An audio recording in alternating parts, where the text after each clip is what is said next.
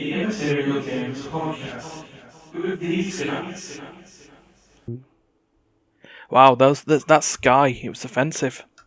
I mean, I just Sky? can't believe it. Yeah, I just can't believe it did that to me. Fucker. I know. What happened? Well, what happened was... Oh, hello there, people. It's the Immaterial Gamers podcast, episode 62. The 62nd episode. Yeah, the 62nd coming. You'd think if religion was getting that far at that point, you'd just wonder why they'd bother. It's just like at this point, 62nd time, Jesus has come to town. He's just a regular at this point. Hi, I'm here again. It's like, we know, Jesus Christ. I mean, that's... Hold on, I meant to say something else. So I got the boys. It's Duncan. I'm a boy. I'm one of the boys. Yep. And we got Steven. He's another one of the boys. Hey everyone. That was meant to be a question, not a statement. I was like, am I one of the boys? You are Yeah. one of the boys. Yeah. I would Well, thought so. everyone's one of the boys. Hmm. Except the boys, as in the superhero show by Amazon, which is apparently supposed to be very good. Yeah, from what I've been told, it's pretty good. Yeah. It's kind So of basically, black comedy, so to speak. yeah, it's like, what if superheroes are run as a business and every one of those superheroes is an irredeemable twat? Hmm. And basically, what if you get a vigilante group who's dedicated to taking them down? Because, you know, when we mean irredeemable twats, we mean it. They do beyond the pale stuff. But, Because they're super. yeah. Things like, who watches The Watchmen? No one, because they're getting killed by The Watchmen. Yeah. Oh yeah, there's a Watchmen TV show coming out as well now, isn't there? Is there now? I don't know. I believe so, yeah. Yeah. Yeah, it basically carries on from the end of the film, effectively. Yeah, it's Like, a bit of a... I feel like Bit the of an odd film one, kind of got to like the end bit. It did, but do you remember that very, very last scene where it was like, oh shit, we've got no news because, you know, world peace. I'll just find something off the crackpot file. And there's Rorschach's diary that, you know, is basically Dead Man's Drop of everything that had happened in the film. You'd think that'd probably uncause world peace. So, yeah.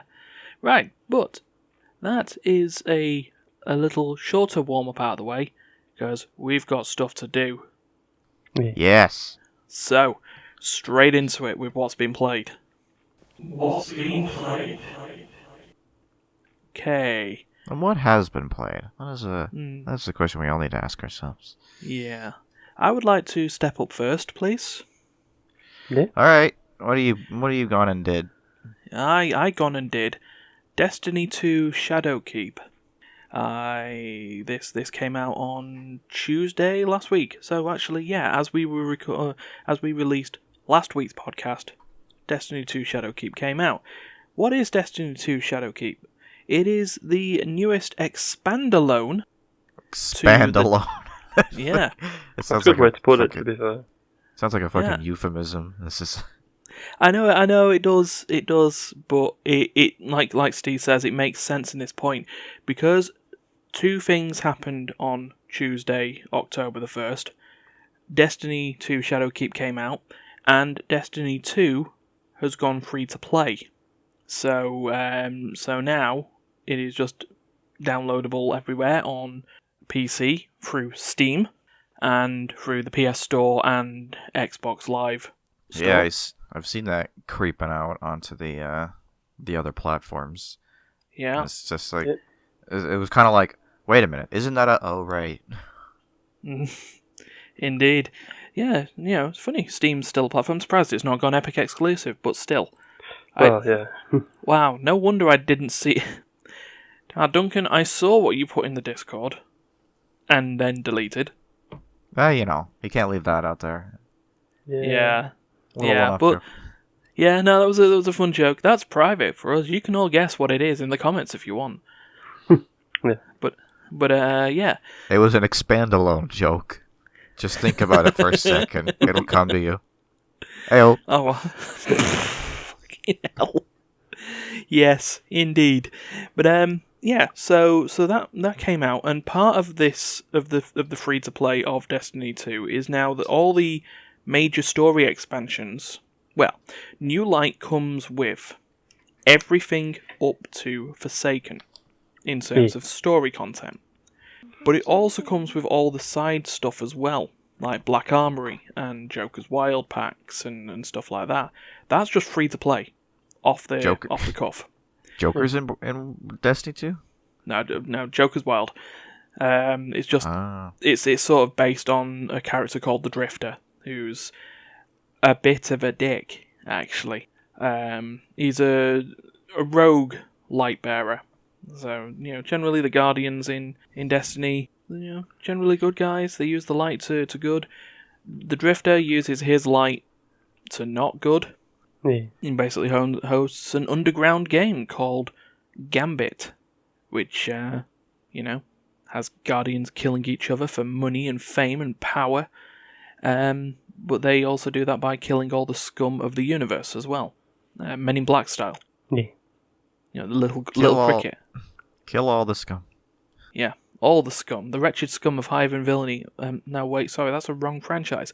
But, yeah, Shadowkeep is the first expansion that returns us to the Moon. The Moon. The Mun?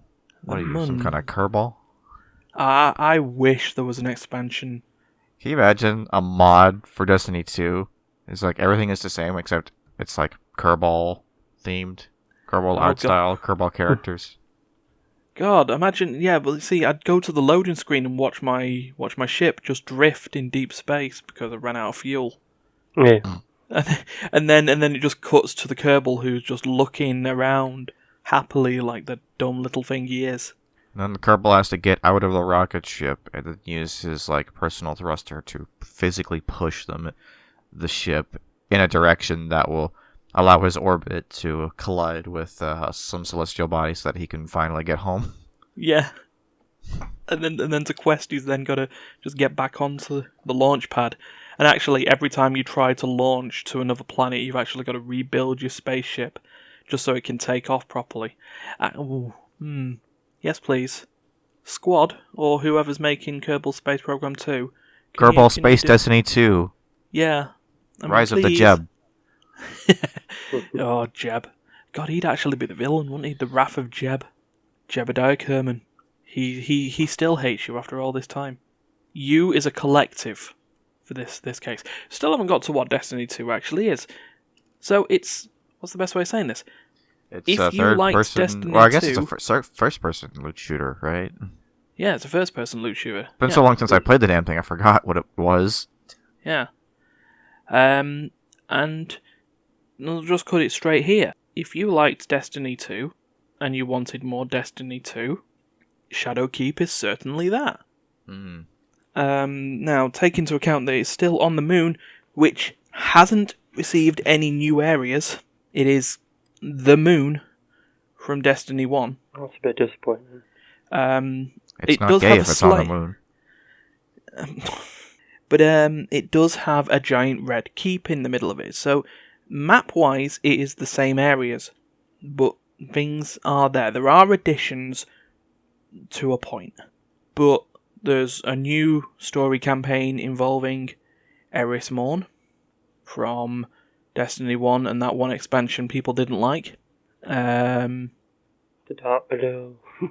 Yes, indeed. But, yeah, more jumping, shooting, looting, different ways of getting gear now. Because of the new light system, everyone who sort of started everything is now at light power of 750. There's a new soft cap of 950 and more. It's... I don't know what to say. There's more of the same. I don't want to mess with the sort of story because it's looking a bit interesting. But, yeah, it's more of the same. If you liked Destiny, you'll like this. If I do have one criticism, it's Bungie have adopted the seasonal pass model. And that's not the DLC season pass model, that's the fucking Apex Legends Fortnite bollocking returning content model. even the Rainbow Six Siege model as well, because that's a season pass structure, isn't it? Yeah, Yeah. every time you get new characters released, if you have the season pass, you get them added to you automatically. You also get discounts and bonuses for in-game currency. Yeah, and that's what's led to a bit of confusion on the purchasing of the game, because I bought the standard edition, and the standard edition says, oh yeah, it comes with Shadowkeep and blah blah blah and some little bonuses, and you'll get a season pass. Now you get a pass that gets you bonus loot during the Season of the Undying.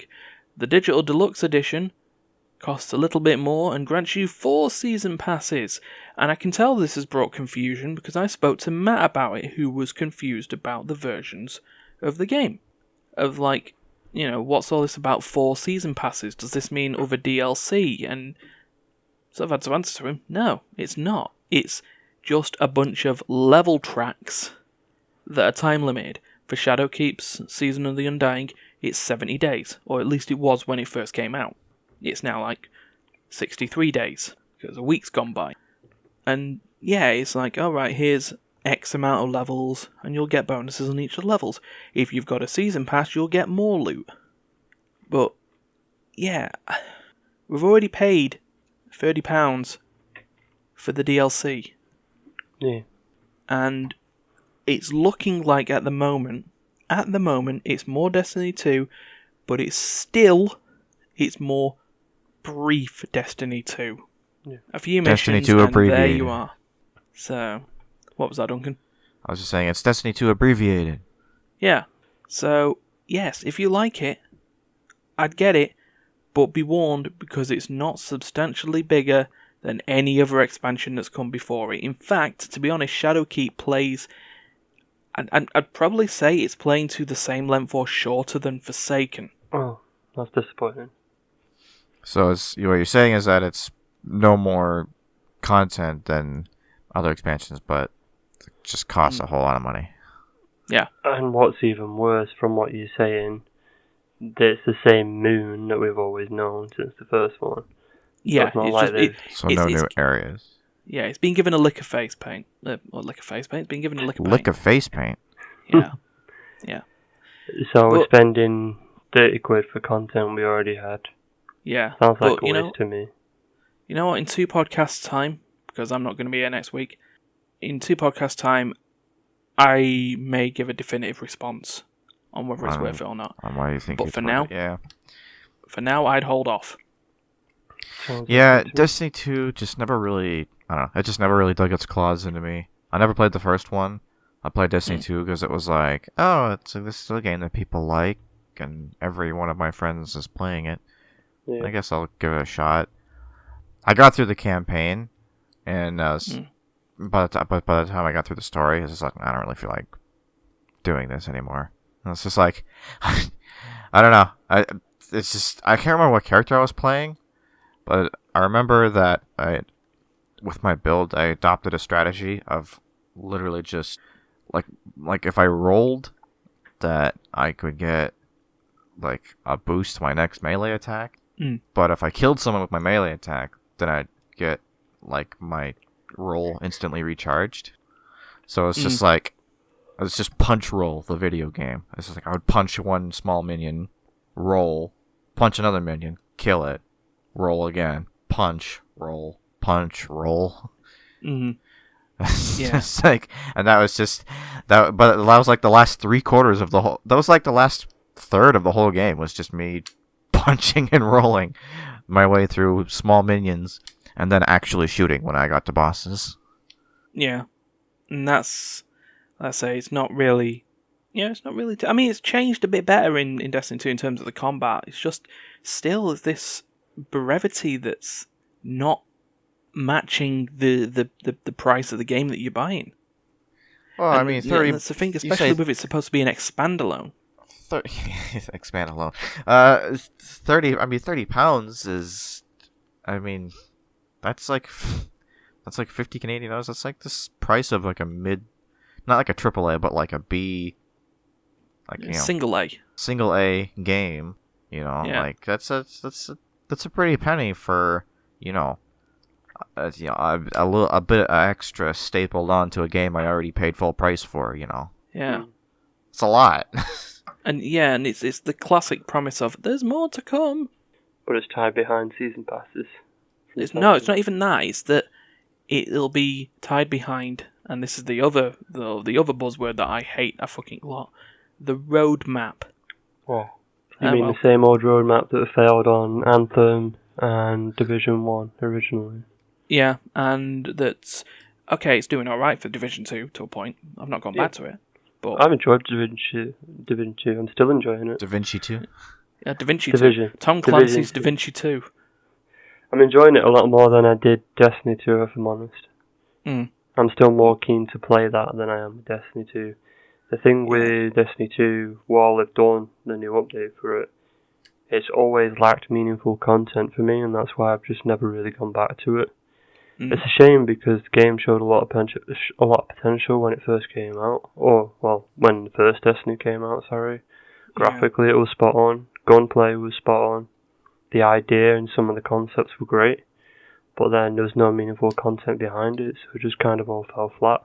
And then, of course, when they did all the original DLCs for the games and the content releases, there were just a couple of missions here and there, and nothing really meaningful actually happened. You didn't really make a difference to what you were doing. You're just going around shooting stuff, stealing guns, and making yourself the best you can be. Yeah. I'm still wondering if there's still a little bit of leftover from the Activision stuff. That's the thing. The mindset for the studio at the moment, unfortunately, will still have the same mindset that was drummed into them for the past, 8-10 years. So they won't want to risk doing the bare minimum of releasing content. They won't want to make a big effort because of the costs and whatever. Yeah. I mean, it could be said Shadowkeep could surprise me later down the line, maybe later into the season, maybe on the next season. That they actually do something massive with it. But at the moment, I can't justify that. So sorry, Bungie?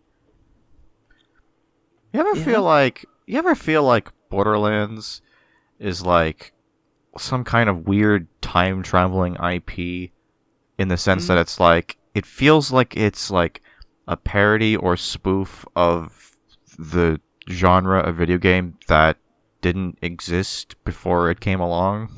Yeah.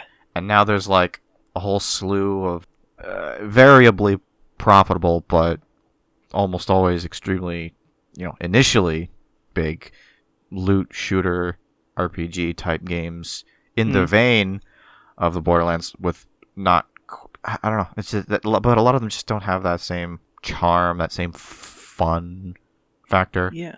Like, I played through Destiny 2, and I'm just like, I just don't fucking care about this world or these people or what I'm doing. It's just like... Yes, it's a little grimdark for a loot shooter.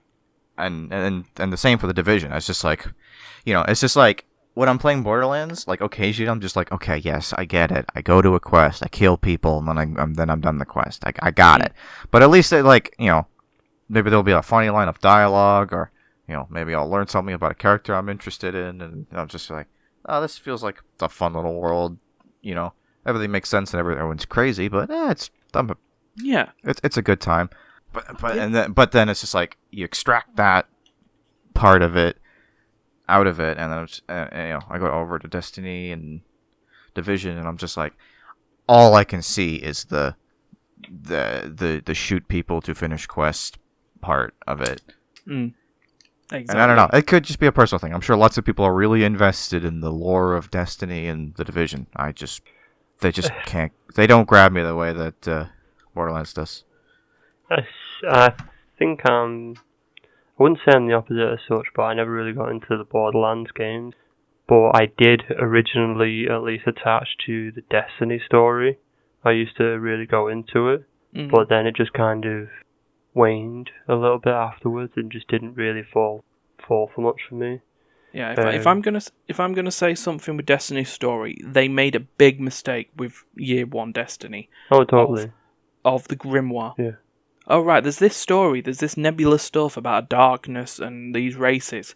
But if you wanted to learn about it, you couldn't learn about it in-game. No, you had to go online. Yeah, you had to go on Bungie's website and read it all. And for the best part, or for the most part, they've improved on that. They have. Yeah. There's characters, there's motivation in terms of the Red War, which is the base campaign for Destiny 2. Grawl, or whatever his name was, the villain. He had Grawl. motivation. There was actual, stuff to actually give a shit about in that. Yeah. More so than Destiny 1. I can't even barely remember the plot for that. Something involving the Vex? The Black Garden? Something like that? And this stranger, like exo stranger that you never see again. Yeah. So, yeah. But anyway, yeah, that was me with Destiny. So, Duncan. So have we talked about Borderlands 3 on our podcast yet? Me and Steph have talked a little bit about Borderlands 3, but and then we did some Easter egg stuff, but if you want to talk Borderlands 3, go for it. So, I mean, that's not something that I've done specifically last week, but, I've been playing Borderlands 3 intermittently since it came out. Mm-hmm. A little bit behind the hype train or whatever, but I don't really care, because I really enjoy this series. And I really there's enjoy going to this be two game. hype trains anyway. When the Steam release comes out, it'll just pick up again. But, yeah, no, as you were saying, sorry, I got in the way. Yeah, I mean, so I'm playing Borderlands 3, and I don't even know where to begin. It's a lot of the premise is very similar to previous games. It's a first-person loot shooter with a sort of comic style, a comic book-esque art style and sensibilities, for that matter. Yeah. In this game, I guess the big gimmick is that instead of sticking to Pandora and its moon, you now get to visit other planets in the Borderlands universe. Yeah, I don't know. Trekking across the universe. No, sorry, that's, again, wrong franchise. Right. That's not that far anyway. I don't even know if they're outside of the same... I don't even know if they're out of the star system or not, but... I mean, I think it's stated that's kind of... They do mention something about the 7 galaxies, and this one's set in one of them. One of the 7 galaxies. Yeah. So they've got room to grow. Indeed. Yeah. So you got your main bad guys, who I haven't finished the main campaign, so I don't know how their story ends or anything. You got your main bad guys are two twin sirens, except one's female and one's male, which is kind of odd. Mm. It's like, we got a male siren. Yeah, something that has generally, lore-wise, been male. No, female. The other way, right? Jesus Christ, get a grip. Yeah, come on. Yeah. So I guess there's some kind of weird genetic thing where it's like, because she was a siren, but he was a dude, it's like, he's like kind of a siren, but not really. Like, he can use siren powers, but like he needs to constantly recharge his batteries, so to speak, by borrowing some energy from his sister. Yeah, they do mention that they are Siamese twins, kind of when they meet Lilith, and they state that Troy is a parasite. Well, she calls him a parasite, and that her father had to literally cut him off. So there was just something part his siren powers that was part drainy. I think the real question is is it like, was he literally like some growth attached to her that like became its own person, or is that just sort of like a like egocentrical, like, I am the primary organism, the thing that was attached to me, even though it was another person, is just a thing, like it's not a person, Think about it in the perspective of, like, you cut something off of yourself. It's like, you don't think of that thing as being a person, even if it was. Yeah. It was just a growth that was on you, wasn't it? But it could very well just be like they were normal twins, and that she just, from her perspective, they were whatever. But I don't know. I don't know the story because I haven't finished the campaign yet, so no spoilers. Okay. No, like I say, I only explained what you have already played, so I will not give spoilers. I am not that sort of person. So I've been to 3 planets now, I think. I've been to a couple. I've been to some other ones a couple times. The main enemy force up until now has been the Malawan Corporation, who partnered up with the evil twins. Yeah, the Children of the Vault. Like I say, this Children still feels that their characterization still feels very. What do they call them? What do they call the bad guys in Far Cry New Dawn? The Highwaymen. The Highwaymen. Yeah, and they were led by two twin sisters. So, like I say, Borderlands 3 seems to... I don't joke when I say they seem to have took their inspiration from New Dawn, but... It's not the only one, though, is it? Because didn't one of the Wolfenstein games do the same thing? The Youngblood one, I think. Yes, Youngblood. So it's like the same sort of thing as well. You've had 3 AAA titles in the space of 2 years have twins as the villains. Yeah. So what you're saying is that evil twins are taking over popular media, and we need to kill all twins to prevent them from seeping into real life. Yeah. Basically, twins are in this generation. Evil twins, even better. Evil twins. I need no to work goatee out required. I need to work out which of my friends that are twins is evil. All of them. Yeah. I went to school with 3 sets of twins, all my age. They're all evil. All of them. Yep. Absolutely every single one. But as you were saying. But yeah, no, I mean, there's not much to say about gameplay except, it's a lot of the same stuff. Loot shooter, infinite combinations of weapons with different stats and abilities.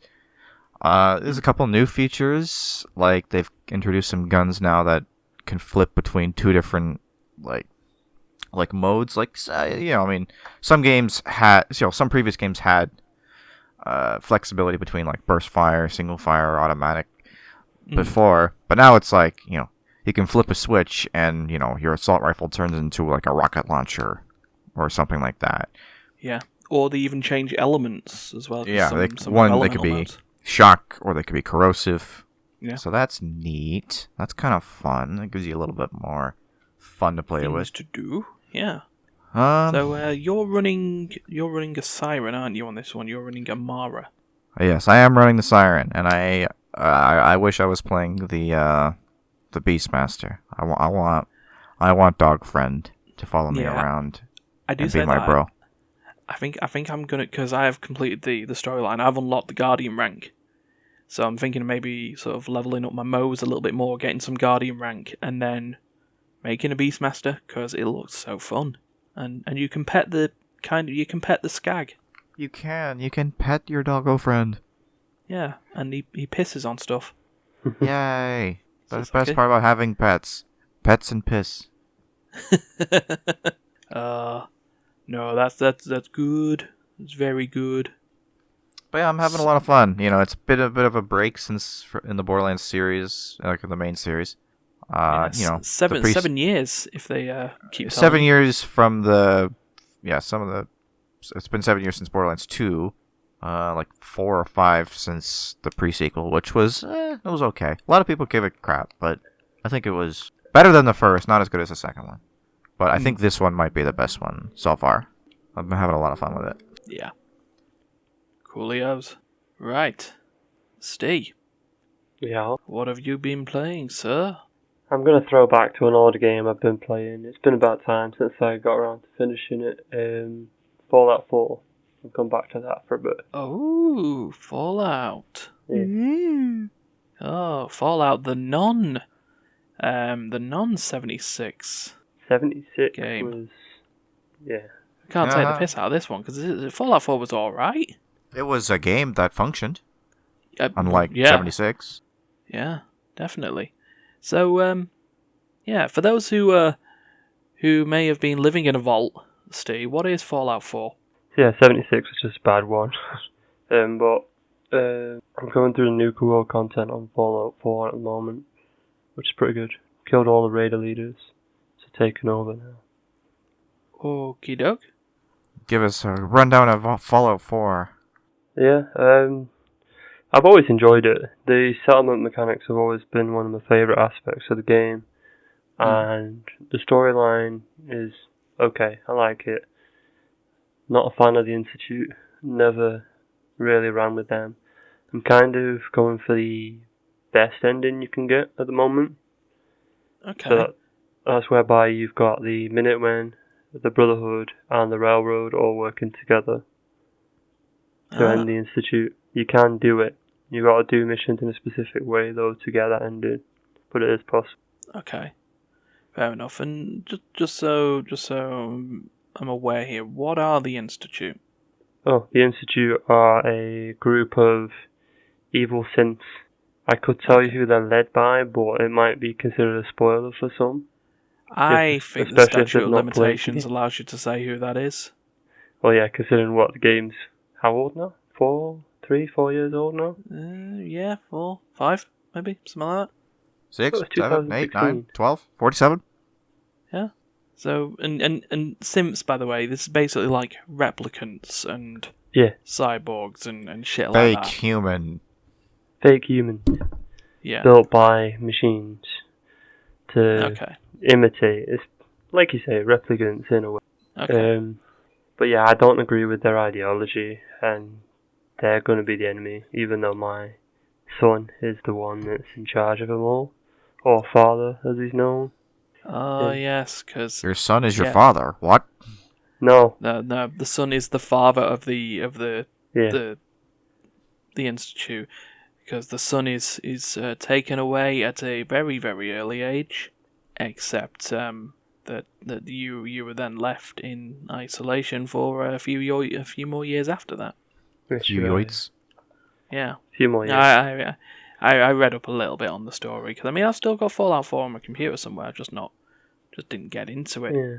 But it's a good game, it's just that the thing with the Bethesda games, and D is on the same sort of idea on this, is that they're very open, in a sense of, it's like, I know that's a weird thing to say, that an open world game is too open, but Fallout...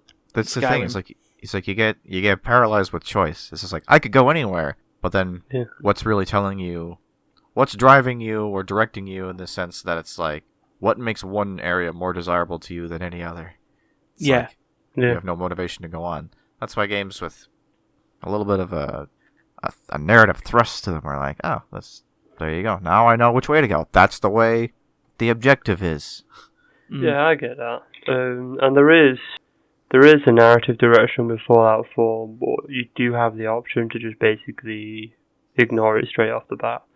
I mean, you're expected to go to Concord as soon as you leave the vault, after you've been through Sanctuary, after you've been through the ruins of Sanctuary. You're expected to go down the road, go down to the local town, Concord, and meet the Minutemen. That's what you're expected to do. But you meet your dog meat of the game as well, don't you? Yeah, you do, yeah. But what some people do is they'll either they'll run south, past Concord, or they'll run east, and then just explore instead, which is what my dad did. So it took him a while before he went to Concord. But for me, I went to Concord straight away, and that's how I got my direction for where to go. But yeah, you're right. The games like that, particularly Bethesda games, and more recently with Ubisoft's Assassin's Creed series. I mean, Origins and Odyssey are massive games. I mean, I've been meaning to get back to Odyssey for a while, but I just don't know where to start. So I suffered from open world paralysis on Origins as well, because that came out on the Humble Bundle, and I was like, oh right, this is sweet. And, I generally do get a good distance in Assassin's Creed games, but I got through the opening chapter, and it was just like, what the hell is going on? There is so much there, there's too much there. And that is probably going to be the same with Ghost Recon Breakpoint as well. Yeah. Not that I'm touching that with a barge pole at the moment.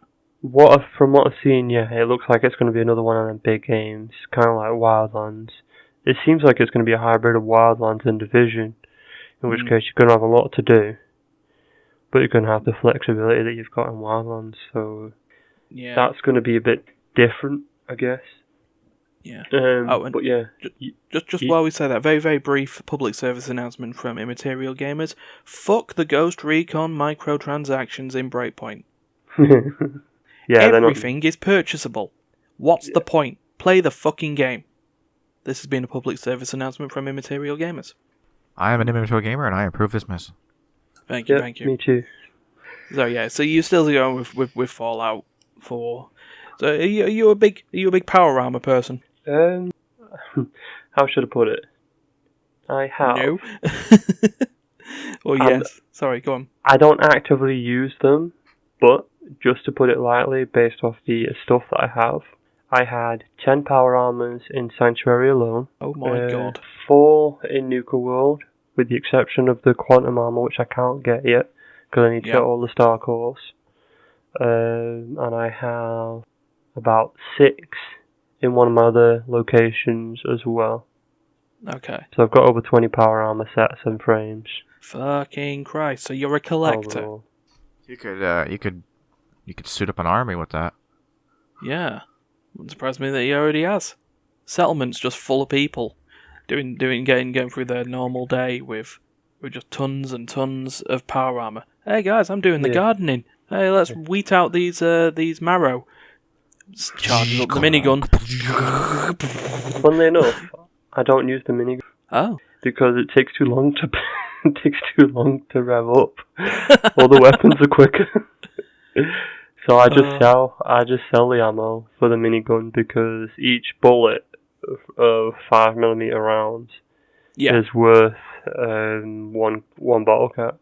So you can just use that to buy all the caps off the vendor. It's one way to Fair enough. It's an ammo source we don't use. So yeah. But to throw a little bit of something different into what I've been playing, I've also been playing, well, obviously Division 2, but I'm not going to talk about it because I spoke about that last time, and I do enjoy my time playing that game. Okay. But also, I've gone back to a game on PC that was bad on release, but seems to have improved since a recent update. You may have heard of it. Not No Man's Sky. No, go on. What is it? It's Imperator Rome. Ah, yes, I've heard about that. Imperator, there's a Paradox grand strategy, isn't it? It is, yeah. Initially, when it was released, everyone liked the idea of it, and it showed a lot of promise. Looked like it was going to be really good. But the way they'd set it up in terms of like how you would manage your nation, so to speak, the source of which you would do it, was just unrealistic. Unrealistic and so very, very narrow focused. It was, yeah. It didn't really work, and it didn't gel well with the other mechanics in the game.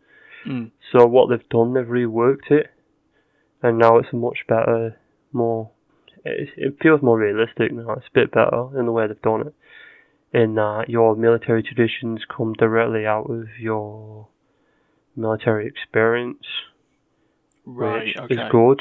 That makes sense, because originally they had individual mana pools for different things, kind of like how Europa Universalis works, but at least that one kind of made sense in the way it was structured, but the one in Imperator Rome just didn't work, and it was cumbersome, and you just couldn't really get much done.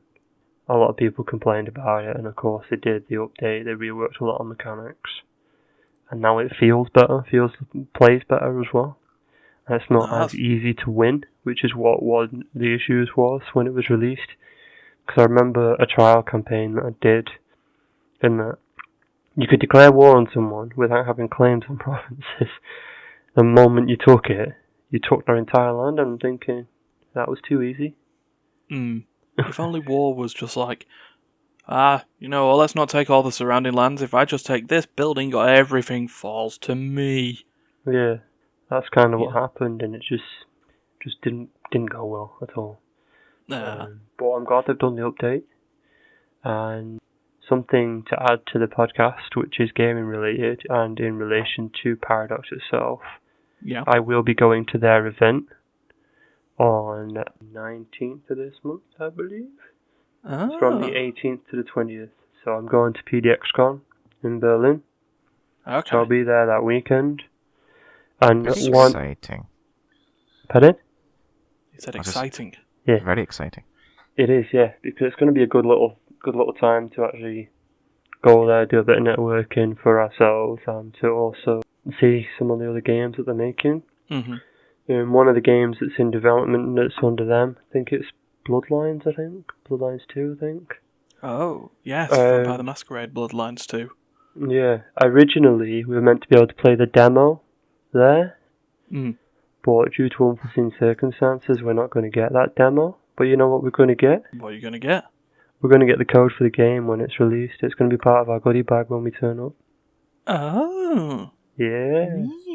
Well, you better be around to talk about Bloodlines 2 at that point. Because I think at this point as well, so I saw it was a stream of it months back.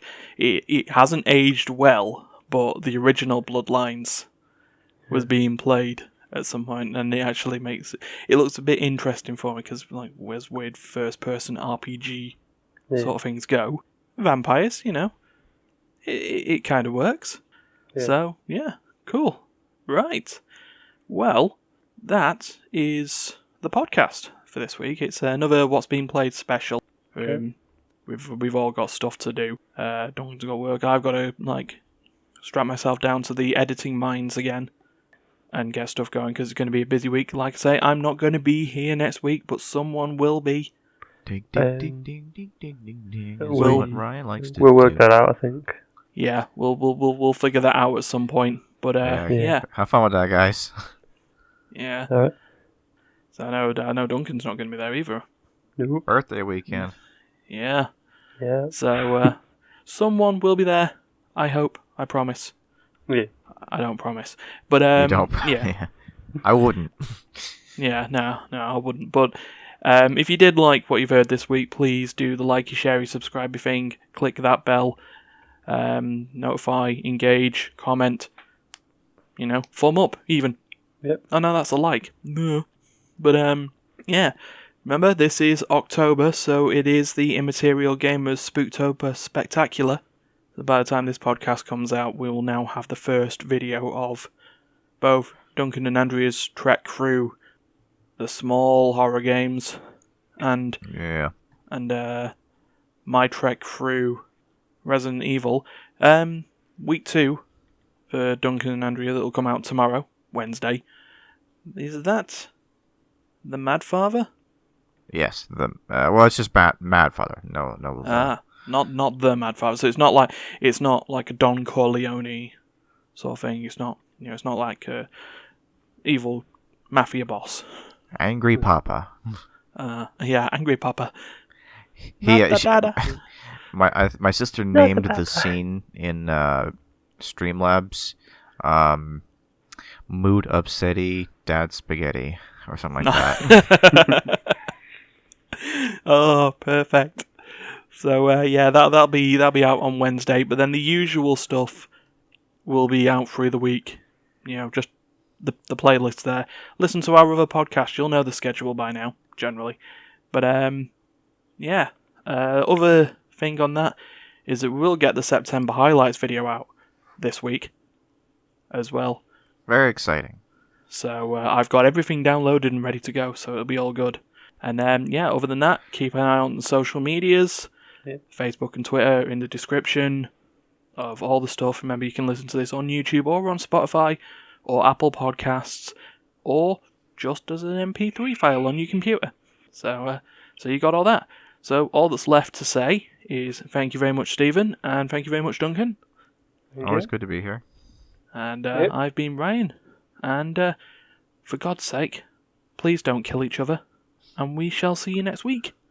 We will. Bye. Bye.